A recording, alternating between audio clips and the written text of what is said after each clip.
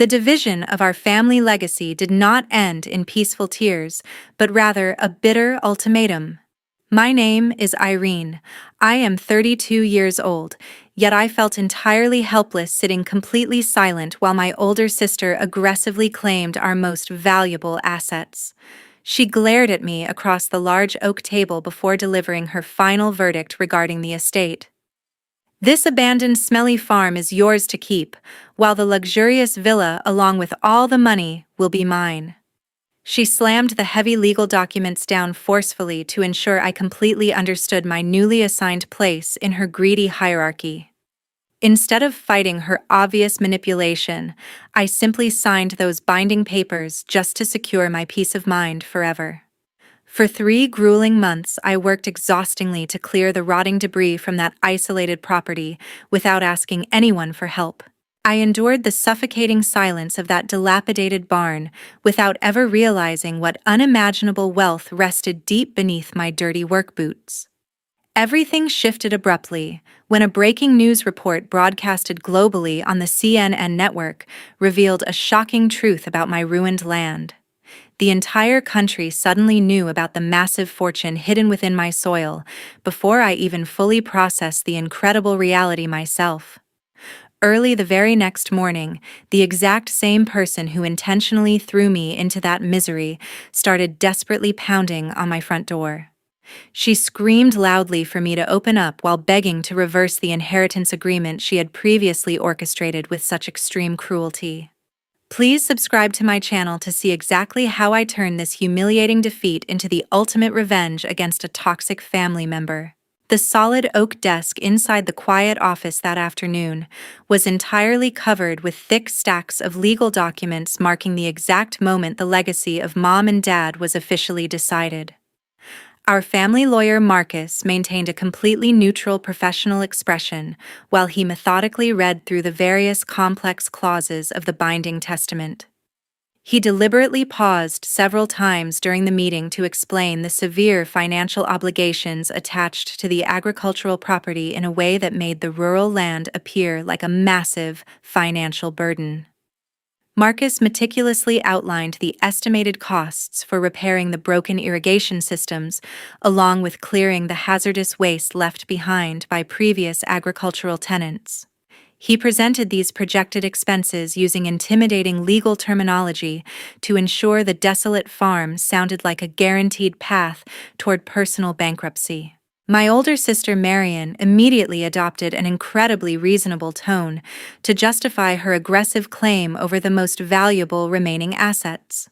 She confidently argued that the massive residential property situated in the wealthy suburbs required someone with significant financial stability to properly manage the ongoing upkeep. Her carefully chosen words were clearly designed to implicitly suggest I lacked the necessary capability or the discipline to handle such a demanding estate. She wanted the legal representative to officially record her willingness to shoulder the heavy responsibilities of the luxury home while protecting her younger sibling from certain financial ruin. Her fiancé Derek simply sat quietly on the dark leather sofa in the corner of the room with his arms crossed tightly over his chest. He carefully observed the entire proceeding without making any overtly mocking gestures or interrupting the formal legal discussion taking place between the primary beneficiaries. Marian leaned forward slightly to ensure she had my full attention before delivering her final justification for taking the lion's share of the family wealth. This spacious villa comes with dozens of complex maintenance bills along with extremely expensive property taxes, Marian stated while looking directly into my eyes with feigned concern. I will take on this extremely difficult part so you do not ever have to worry about handling unexpected debt or dealing with predatory contractors. Hearing those highly manipulative justifications made it painfully obvious that everything had been legally arranged beforehand to push me completely out of the meaningful inheritance. Marcus had clearly worked alongside my sister to construct an airtight legal narrative that left me with absolutely no leverage to demand a fair 50% split. They both fully expected me to throw a desperate tantrum or beg for a fairer share of the wealth our parents had worked so hard to accumulate over their lifetimes. Realizing their true intentions in that precise moment confirmed that arguing over the monetary value of a house would only prolong my exposure to their suffocating greed alongside their endless psychological games. I chose instead to accept the blatantly unfair division because escaping their toxic manipulation forever was far more valuable to me than fighting a drawn-out legal battle inside the probate court. Reaching confidently across the wide wooden table allowed me to pick up the heavy brass pen resting right next to the final stack of separation agreements. Without uttering a single word of protest or showing any sign of defeat, I deliberately signed my full name on the required dotted lines.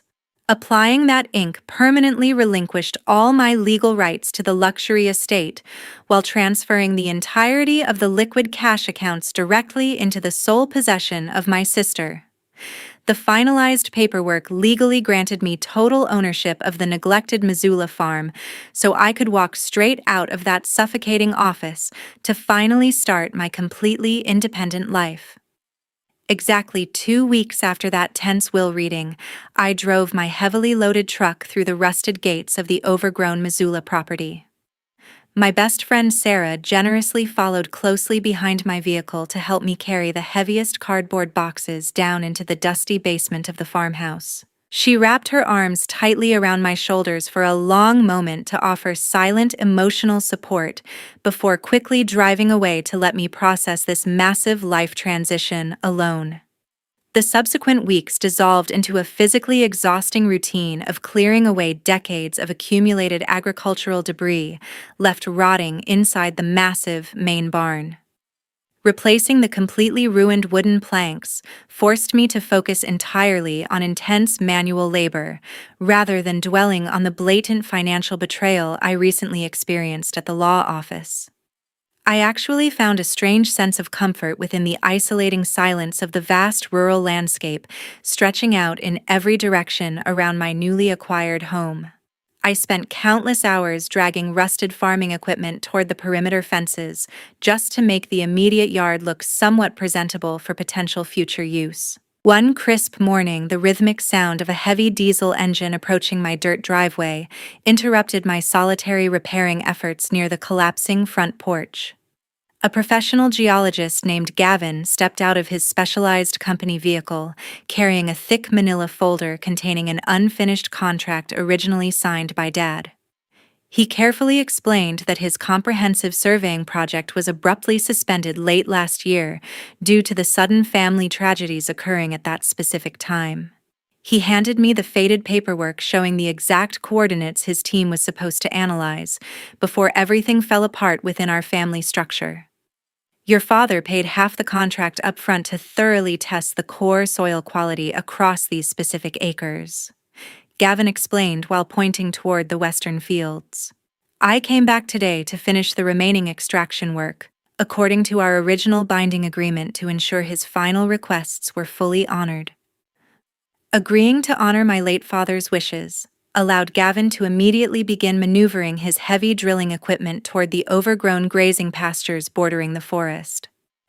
The complex extraction process dragged on for several consecutive days, while he carefully pulled deep cylindrical dirt samples from various designated testing locations across the acreage. He maintained an extremely cautious professional demeanor whenever I asked about his preliminary findings, because he absolutely refused to make any definitive claims without proper laboratory verification. He meticulously cataloged dozens of soil tubes into specialized protective cases before loading them carefully back into his transport vehicle for the long drive to the testing facility. Watching his truck depart left me completely unaware of the absolute shockwave rapidly heading toward my previously quiet existence on the isolated Montana farm.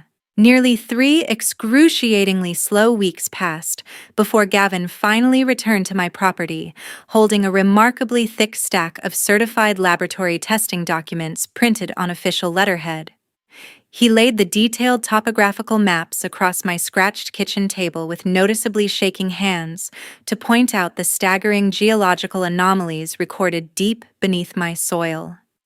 The official scientific reports definitively confirmed that the vast majority of my neglected agricultural land sat directly on top of a massive, unexploited, pure lithium deposit. Hearing Gavin explain the current global market demand for these specific materials made my heart race wildly inside my chest as the sheer magnitude of the situation settled in. Learning the actual astronomical value of those rare minerals hidden deeply underground instantly transformed my supposedly worthless inheritance into a multi-million-dollar asset beyond normal human comprehension. Exactly 3 months after relocating to the isolated property, a breaking morning news broadcast completely shattered my quiet, rural existence. The CNN network ran an urgent financial segment detailing the unprecedented discovery of a massive lithium deposit located precisely beneath my Missoula farmland. The news anchor explicitly mentioned the rural coordinates, ensuring nobody could mistake the precise location of the massive mineral strike. Watching the television screen display topographical maps closely matching the exact coordinates Gavin surveyed weeks earlier left me sitting completely frozen in my living room chair. Global technology corporations alongside international energy conglomerates suddenly recognized the astronomical value of my supposedly worthless dirt before I even fully grasped the monumental shift in my own reality. My personal cell phone immediately began ringing relentlessly with aggressive acquisition offers from various corporate executives representing multinational mining syndicates eager to secure the rare minerals. Rather than panicking under the sudden intense pressure, I quickly hired a specialized financial advisory firm to systematically evaluate the incredibly lucrative extraction proposals flooding my inbox. A senior corporate representative sitting across my scratched kitchen table eventually slid a meticulously drafted surface rights agreement toward my hands after several days of intense negotiations. He maintained a highly respectful tone while thoroughly explaining every single lucrative clause written within the thick legal binder resting between us. We are fully prepared to wire an initial 8-figure payment directly into your secure escrow account this afternoon, if the exclusive mining contract is signed immediately. Placing my signature on that transformative document instantly secured my permanent financial independence, while officially ending any residual anxiety about surviving on a neglected agricultural property. The finalized legal paperwork granted the energy company full permission to establish an extraction perimeter far away from my main farmhouse, while guaranteeing me massive quarterly royalty payouts. I finally possess the undeniable absolute power to permanently distance myself from the toxic relatives who maliciously intended to completely ruin my future. Meanwhile, a completely different financial reality was aggressively crashing down upon Marian inside the luxurious suburban villa she had fought so ruthlessly to control during the will reading. The local municipal government officially mailed her the annual property tax assessment containing a staggering 6-figure total that her heavily depleted liquid savings could not possibly cover anymore, despite her frantic attempts to secure additional bank loans.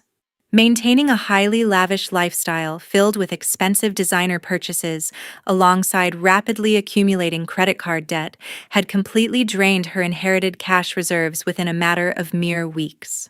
Routinely paying for specialized professional landscaping services to maintain the massive grounds alongside the exorbitant monthly heating bills required for the sprawling mansion quickly turned her coveted dream home into a terrifying financial prison with absolutely no viable escape route. Facing the imminent threat of utility shutoffs alongside mounting structural maintenance failures pushed Marian into a state of absolute irrational panic regarding her rapidly collapsing future. She completely lost her temper during a vicious screaming match regarding their rapidly deteriorating financial stability inside the grand foyer of the unpaid mansion. Searching desperately for a convenient scapegoat led her to ruthlessly pack Derek's personal belongings into black garbage bags before violently throwing his heavy luggage out onto the paved front driveway. She hysterically blamed him for failing to properly investigate the true geological value of the agricultural land before allowing her to confidently finalize the inheritance division papers with Marcus. Hearing his desperate pleas for patience did absolutely nothing to calm her furious outrage over missing out on the multi-million-dollar mining fortune unfolding across national television. Kicking her helpless fiancé out onto the cold street without a single dollar left to his name became her only twisted method of regaining a temporary sense of emotional control over her rapidly imploding personal life. Exactly at 7:15 the morning after CNN broadcasted the breaking news report, Marian appeared abruptly at my front door following dozens of ignored phone calls. She pounded on the heavy wooden entrance with a desperate intensity, while attempting to project a completely hollow facade of sisterly concern. My sister initially tried to use an uncharacteristically soft tone to suggest we should immediately move back in together so she could personally assist me with managing my newfound astronomical wealth. She suggested that a woman of my modest background would certainly struggle to handle the complex legalities, along with the sudden corporate attention accompanying such a massive mineral strike. I stood firmly behind the locked screen door while refusing her entry, and explicitly demanding that she vacate my private property without further delay. Seeing that her calculated emotional manipulation failed to achieve any results caused her fake conciliatory attitude to vanish instantly. Marian retreated toward her expensive vehicle while screaming bitter threats back at me through the morning mist. "Do you really believe you can swallow that entire fortune alone without sharing a single penny with your own blood?" she shrieked while pointing a trembling finger toward the house. "I will show everyone exactly how you maliciously manipulated the estate records left by Dad to steal what rightfully belongs to this family." She returned to her unpaid mansion and immediately launched a massive coordinated smear campaign across every major social media platform to portray herself as a helpless victim of sibling greed. Her fabricated posts claimed that I had secretly conspired with geological surveyors long before our father passed away to ensure I secured the most valuable land. These malicious lies suggested I intentionally cheated the inheritance process to rob my own sister of her rightful portion of our family legacy. Hundreds of misguided relatives alongside strangers began posting hateful comments condemning my supposed betrayal without ever bothering to verify the actual facts of our legal agreement. The sudden wave of online hostility created a suffocating atmosphere of public judgment that would have broken anyone who lacked a solid defense strategy.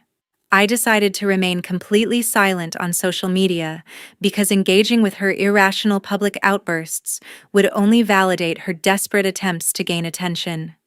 Instead of wasting energy on digital arguments, I spent my morning systematically capturing digital screenshots of every single defamatory post alongside the toxic comment threads she encouraged. I also hired a professional security team to immediately install a comprehensive network of high-definition cameras around the farmhouse perimeter to ensure my physical safety. Maintaining my composure while my reputation was being dragged through the mud was difficult, but I knew that reacting emotionally would play directly into her calculated hands. A few days later, a uniformed postal worker delivered an official legal envelope originating directly from the professional law office of Marcus. The formal document contained a sharp legal warning explicitly stating his intention to file an immediate motion within the probate court to freeze every single one of my financial accounts. Marcus alleged that my previous silence regarding the geological potential of the Missoula farm constituted a criminal act of fraud against the other beneficiaries of the estate. He threatened to completely void our previous inheritance division agreement unless I agreed to a massive, immediate settlement that would essentially strip me of my mining royalties. Reading those intimidating legal threats confirmed that my sister had successfully enlisted her corrupt legal ally to launch a full-scale assault on my future. I carefully placed the threatening letter into my secure files before contacting a top-tier corporate litigation firm downtown to begin preparing my official counteroffensive. Late Thursday evening, amidst a relentless torrential downpour, a solitary figure stood waiting predictably next to my truck in the grocery store parking lot, with a visibly miserable expression. Derek appeared remarkably disheveled while shivering in his soaked designer jacket because Marian had ruthlessly kicked him out of the mansion earlier that afternoon. He angrily revealed that my sister had reached a state of absolute financial desperation after failing to pay the massive accumulating property tax debts on her luxury estate. Marian had demanded that he personally shoulder the enormous burden of her unpaid mansion bills before ultimately deciding to discard him like a piece of worthless trash when he refused. He stood there clutching a small silver USB drive while offering me a direct transactional deal to secure his own immediate survival away from Montana. The former fiancé of my sister was now desperate enough to sell out his partner in exchange for a cash payment sufficient to buy a one-way plane ticket and restart his life in a different state. Derek maintained a sharp, bitter tone while explaining that the digital evidence stored on the drive had absolutely nothing to do with the recent lithium discovery on my farmland. The two of them honestly believed this remote property was completely worthless, so they intentionally fabricated the initial appraisal documents to push it on you. Derek explained while glancing nervously toward the dark perimeter of the parking lot. Their primary goal was to secure every single dollar of the liquid inheritance cash for themselves by ensuring your portion of the estate appeared legally equivalent on paper, despite the deliberate undervaluation. I possess every single incriminating email exchange, along with the private digital transaction records, proving their coordinated conspiracy to rob you of a fair division. Hearing his blunt confession confirmed that Marian, along with Marcus, had never actually suspected the astronomical geological wealth hidden deep within my soil during the will reading. Their original betrayal was rooted in simple, short-sighted greed because they preferred immediate cash over a neglected farm they considered a permanent financial liability. The digital files stored on the drive clearly recorded Marcus accepting a significant secret bribe from my sister to systematically lower the farm's official appraisal to the lowest possible legal limit. These emails explicitly detailed how they meticulously inflated non-existent agricultural debts to further devalue my inheritance, while ensuring Marian secured the entirety of our parents' savings accounts. Marcus had knowingly violated every single professional ethical standard by providing fraudulent legal advice designed to strip me of my rightful portion of the family legacy. Possessing the undeniable digital proof of a standard large-scale financial fraud gave me the ultimate leverage required to finally dismantle their intimidating legal threats against my mining royalties. I maintained a completely calm professional demeanor while handing Derek the agreed-upon cash payment before watching him disappear quickly into the heavy gray rain. My next immediate action was to transport the precious digital evidence directly to my new senior litigation attorney at her high-security office in the city center. We spent several hours meticulously reviewing the incriminating message threads alongside the fraudulent appraisal drafts to prepare a devastating counteroffensive against the probate court motion filed by Marcus. My legal team confirmed that these files were more than sufficient to not only protect my current assets, but also to potentially trigger a full-scale criminal investigation into the professional conduct of the family lawyer. I finally felt a profound sense of absolute clarity, knowing that the very same people who tried to bury me in a worthless farm were about to be destroyed by their own recorded lies. Promptly at 9 o'clock, the morning of the scheduled hearing, the atmosphere inside the courtroom felt remarkably cold and suffocating for everyone present. Marcus stood confidently before the judicial bench to present his formal opening arguments while attempting to exploit every possible legal loophole within the probate code. He aggressively argued that I had intentionally withheld vital geological information during the original inheritance division to maliciously defraud my older sister. His calculated legal strategy was designed to portray me as a deceptive manipulator who had secretly orchestrated the entire mineral discovery for personal gain. My litigation attorney remained perfectly composed while listening to these baseless accusations before standing up to deliver our devastating counter-evidence to the court.